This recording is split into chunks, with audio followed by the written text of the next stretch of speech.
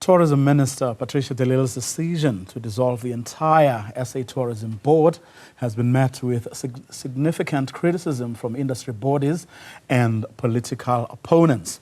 The move, which the minister attributed to concerns over governance and the board's performance, has been labelled rash and potentially damaging to the sector's ability at a critical time for recovery.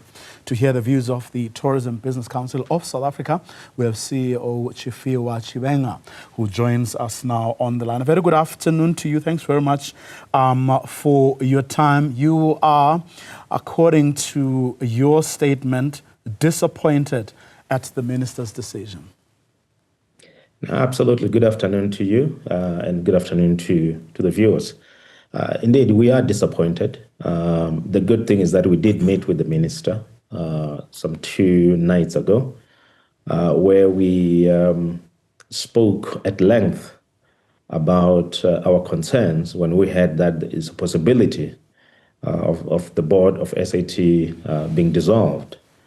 And after that meeting, we also met last night with the board of SAT that is now dissolved to understand their side of story, because we wanted to figure out a way of ensuring that the trust deficit between the two is reduced for the sake of the industry, for the sustainability of the industry, and to ensure that we have a functional South African tourism.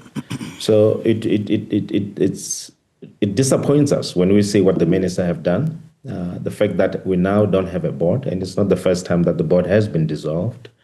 There was a time during the Tottenham Hotspur saga where the board was dissolved. There was a new board that was there. Then the chairperson and the deputy chair left, and they made statements in the media. Now we have this board that the chairperson left, and now the board has been dissolved. So it is not sustainable for us to continue in this way. It's not sustainable for the industry. It's not good for competitiveness. When we are out there in the world and when we're marketing South Africa, but we have these issues that we can't seem to resolve, it's problematic. So for us, we are disappointed. We have nominated or had nominated some of these board members that were there. We know them. They are people that work within our sector. Some of them don't work within our sector, but they're respected individuals in their own right in what they do. And we do believe that we had started to gain some momentum in the work that we do. And if you look at our industry, that we have not even fully recovered. And we have a target of about 15.6 million tourists, inbound tourists by 2030. And it simply means that without a functional South African tourism, we are not going to be able to reach those goals, and therefore it's going to have an impact on employment. So we are concerned, and we are disappointed that the board has been dissolved. We did plead, for a space so that we can have a discussion to find a way forward, because we believe that dialogue and making sure that the trust deficit between the board and the minister is reduced would have helped the industry and helped everyone at this difficult time. It's interesting that you are concerned, disappointed, even after meeting with the minister. What did she give as her reasons for both dissolving the board and for the lack or the trust deficit between the two of them? Well, from the meetings that we have, the reasons that the minister have given are there in the public domain. It speaks to a meeting that the board supposedly had or convened and passed a resolution. And we have spoken to the board and said they never convened any meeting. Yes, they did pass a resolution to get someone to be the representative of the board, not to be the chairperson of the board or the chairman of the board. And they did so because there was no chairperson and there was no deputy chairperson, and the board had to function. So if you look at that from corporate governance point of view, and the way interviews from the Institute of Directors, I said, well, the board was just trying to function. So that is the reason that that was given in public. And I'm sure the board members that are now dissolved will give their side of story. And I think they should be afforded that space even in the portfolio committee in Parliament, so that we can get the full story and can get to the bottom of this. The thing here is that we don't want this thing to be happening all the time or to recur. We need to set some sort of a way forward that brings that stability and that brings certainty in the industry.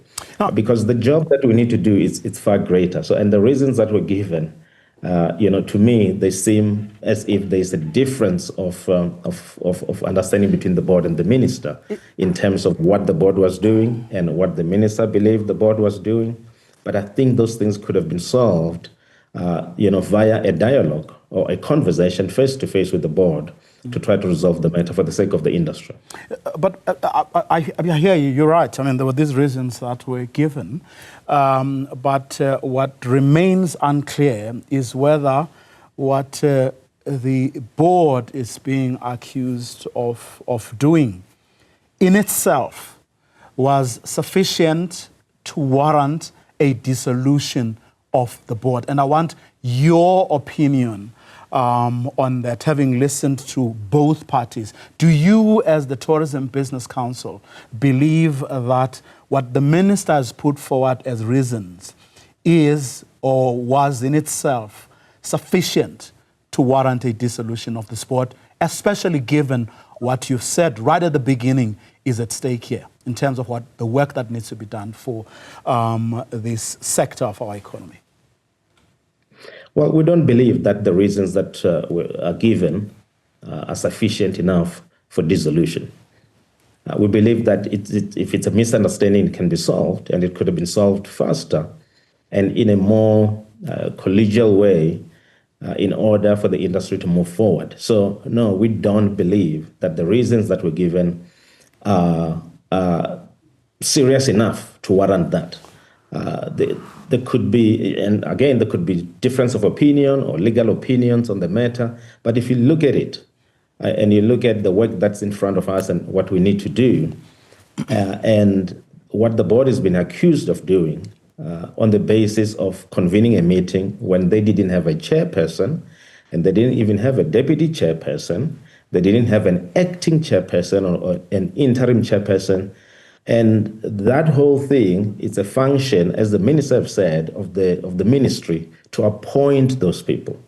So the board had to function. They've got a fiduciary duty, like any other board. What do you then do? And if you go and say someone will speak on our behalf so that we're at least functional as a board, I think that's good governance. Yep. So for us, we don't believe that the reasons that are given are sufficient enough to warrant dissolution, but they warrant a discussion. Tshifhiwa Tshivhenga, let me thank you very much for your time. He's the Business Council of South Africa's CEO.